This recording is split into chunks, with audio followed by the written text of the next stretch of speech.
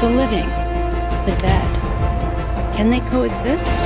Beetlejuice, Beetlejuice, Beetlejuice. Now's my chance. If you're buzzing with excitement for the brand new Beetlejuice movie hitting theaters, trust me, you're not alone. The long-awaited sequel to the iconic 80s classic is about to take you on a wild ride back into the chaotic, creepy, hilarious world that first hooked us all. Beetlejuice.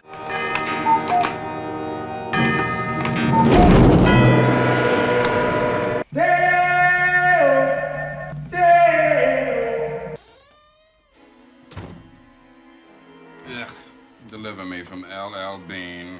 In order to do that, I'm really gonna have to get to know you guys. You know, we gotta get closer. Move in with you for a while. Get to be real pals. You know what I'm saying? So gather up the kids, friends, and whoever else you could find because it's about to get real. Popcorn? Check. Blankets? Check. Time to brace yourself. We're taking you down memory lane for some serious chills and laughs with Beetlejuice, the ultimate Halloween treat. A crazy mix of horror and comedy that'll have you crackling up and creeped out all at once. This isn't your typical spooky flick, it's a hilarious, dark masterpiece that never fails to deliver. So are you ready for some wicked fun? Barbara, played by Gina Davis, and Adam Maitland, Alec Baldwin, seems like your average small-town couple, right? Maybe you should get it. Okay. They've got this picture-perfect Connecticut country home and their big vacation plans. Enough to do the entire guest room. I'm so glad we're spending our vacation at home. I'm gonna get started right away. Hey, where you going? Yeah, just some good old DIY home decorating, super exciting stuff. But then, a simple drive back from town turns into something straight out of a nightmare. Hey, look out for that! Next thing you know, they're taking a nosedive into the river. Not exactly a relaxing getaway that they had planned, but hey, things happen, right? So they get back home, trying to shake off the craziness, but something feels off. Adam,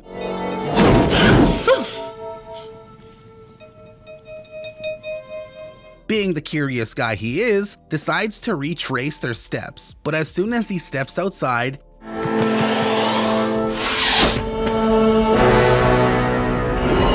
just as quickly as he's transported, Barbara yanks him back inside. Here's the kicker. What felt like a few seconds to Adam? As they're trying to piece this madness together, they notice the funhouse of weirdness doesn't stop. They've got no reflections. And then, the cherry on top, they stumbled upon this charming little guidebook, the handbook for the recently deceased. That's when reality, or lack thereof, hits them hard. They didn't make it out that river alive. Oh, the decorating plans? Yeah, that's the least of their worries now. The quaint little house gets sold, and in storms the new owners, the eccentric Dietz family straight out of New York City. You've got Charles Dietz, Jeffrey Jones, a former real estate developer who's looking for a break from the chaos. His wife, Delia, Catherine O'Hara, is a very intense sculptor, and trust me, everything's about to become an art project. Little gasoline, blowtorch, no problem. Then there's Lydia, played by, of course, Winona Ryder, his goth daughter from his first marriage, who's got a camera in hand and a deep passion for the dark and spooky. She's basically Wednesday Addams with a lens.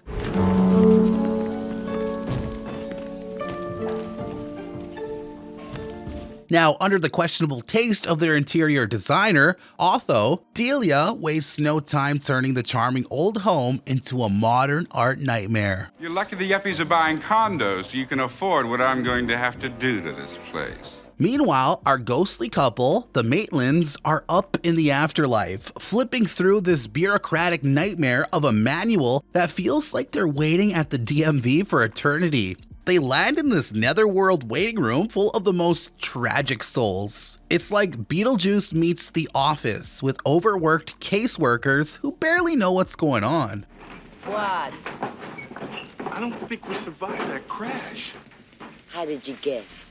Their caseworker, the no-nonsense Juno, drops the bomb. They're stuck in that house for 125 years. And if they want these Dietz weirdos gone, well, it's up to them to put on a horror show and scare them out of themselves. The intermediate interface chapter on haunting says it all.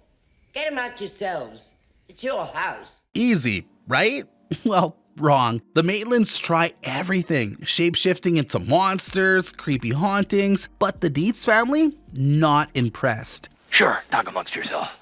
Adam, let's go. I know, Barbara, honey, but I think he could be of some use later. And while the ghosts are off getting some solid advice from Juno, the sharp-eyed Lydia discovers the ghostly handbook. And get this, she actually sees Adam and Barbara, the two invisible to everyone else spooks. Yeah, they've got a new goth bestie.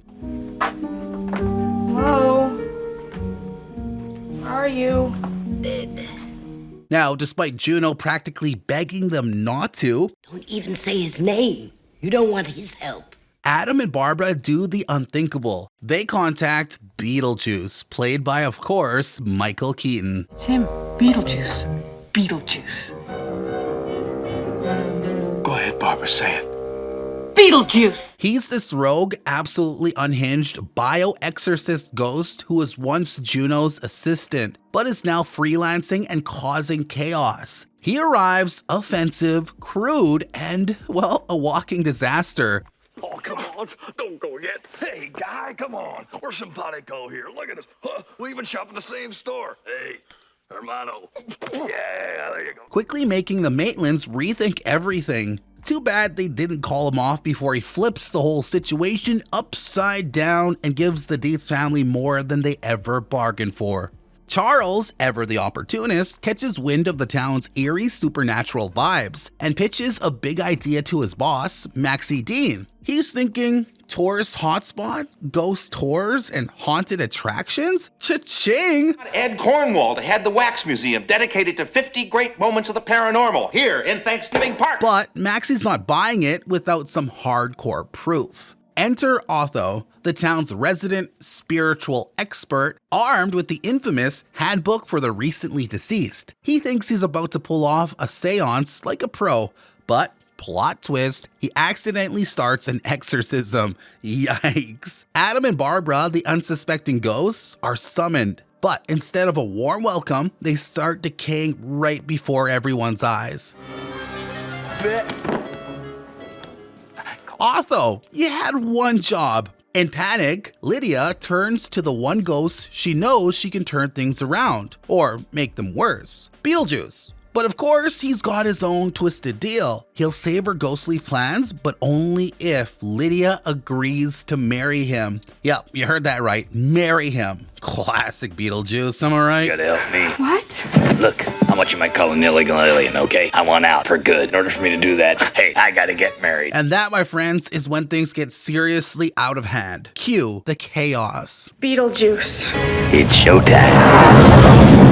Beetlejuice goes full rogue, tossing Maxie, his wife, and Otho out of the picture. Then he's ready for his big moment. An off-the-rails wedding to Lydia, complete with a nightmare-inducing minister. Ooh, you beetle.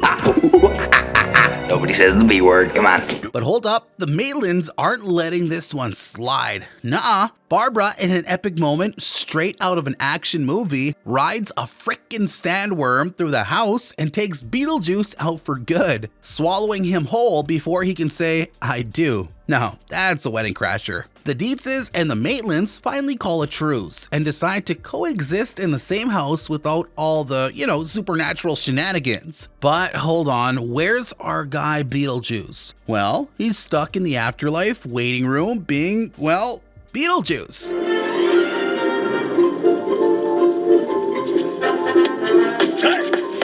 He tries to pull his usual tricks, cutting in line in front of a witch doctor, but this time he meets his match. The witch doctor shrinks his head as payback. And what does Beetlejuice do? He just shrugs it off like the troublemaker he is, saying, hey, this could work for me. Classic Beetlejuice. Meanwhile, back in the land of living, Adam, Barbara, and Lydia are having their own celebration, dancing to Harry Belafonte's Shake, shake, shake, Sinora, shake your body liner. Jump in the Line, with Lydia literally floating in the air. All of this just because Lydia aced her math test. Now, that's what I call a party. But the party didn't end there. You bunch of losers! You're working with a professional here! Nice model!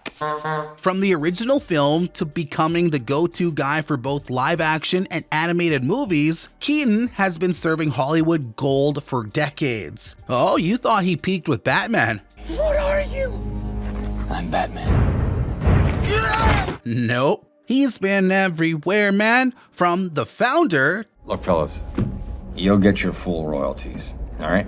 to Need for Speed, Two of you out there flying across the country at killer speeds to prove something while you're tearing up the American asphalt.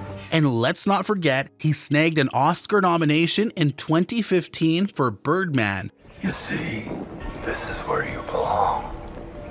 proving he's still got it. Now, in 2014, Keaton's riding high with a cool $40 million net worth. Talk about keeping the cape flying, right? Here, hold that for me, would you? Whoa! There. Learn to throw your voice, fool your friends, fun and party. Next up, we got Gina Davis, Miss I've Got an Oscar, Honey. She's been a force since winning that shiny statue in 1989 for The Accidental Tourist. Or just call for no reason. Call and talk. Talk? Sure. Talk about Edward, his problems. Talk about anything. But did she stop there? No, ma'am. In 1992, she gave us the iconic Thelma and Louise performance that had everyone cheering. I don't think he's gonna apologize. Nah, I don't think so. And for those of you with a softer spot, don't forget she also made an impact in Stuart Little. Don't scare me like that. With a bank account boasting $30 million. This queen is definitely still running her Hollywood kingdom. Get rid of the people who have moved in here. Barbara and I worked very hard on this house. Alec Baldwin, oh, this man doesn't quit. While he got his Oscar nod in 2004 for The Cooler, Like some kind of mantra.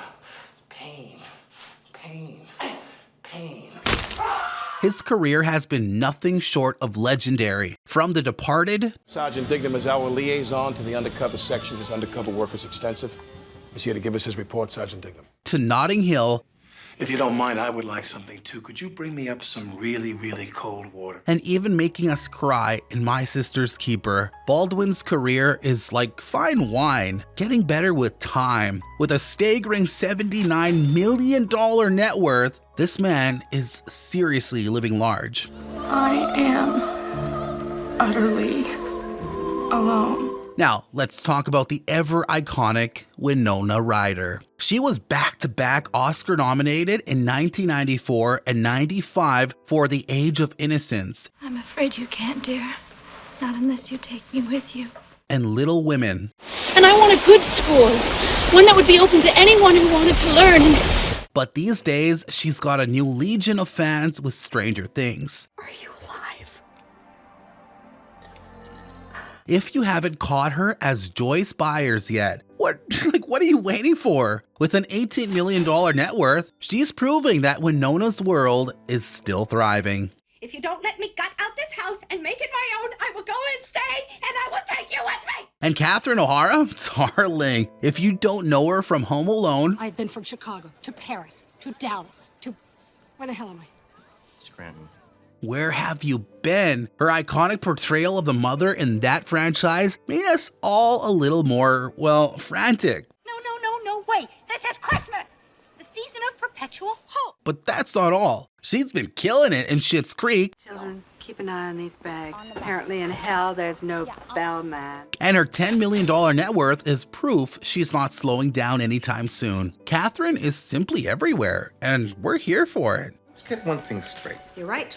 We're here to enjoy the country setting. not to trash the place. Now, let's throw a bit of shade Jeffrey Jones's way. Once seen in classics like Ferris Bueller's Day Off, you don't like my policies, you can just come on down here and smooch my big old white butt. his career hit a bump after some legal issues. These days, he's got an estimated $1.5 million net worth, a far cry from the others. But hey, the past is the past, right? No one saw this movie coming. Released in the spring of 1988, it was the definition of unexpected hit. Who knew a supernatural comedy starring Michael Keaton as a sleazy ghost would end up changing the game? This movie introduced the world to the wonderfully weird mind of Tim Burton and gave every spooky goth kid with a sense of humor a film to call their own. Fast forward decades later, and Beetlejuice is still haunting pop culture with a sequel, Beetlejuice, Beetlejuice. Beetlejuice. The juice is loose. I'm gonna make you so happy. After a devastating family tragedy, the Dietz family is back in Winter River. And let me tell you, things are about to get crazy. Beetlejuice. Feel free to express yourselves. Don't be afraid. You're a figment of my imagination. 3 generations under one roof? You already know there's gonna be drama. But when Lydia thought life couldn't get more complicated, her rebellious teenager daughter, Astrid, goes and opens the portal to the afterlife. Don't ever say that name. Beetlejuice. No, Astrid, I am serious. Yep, you guessed it. Beetlejuice is back, and he's ready to turn their world upside down again. Buckle up, because this is a ride about to be wild.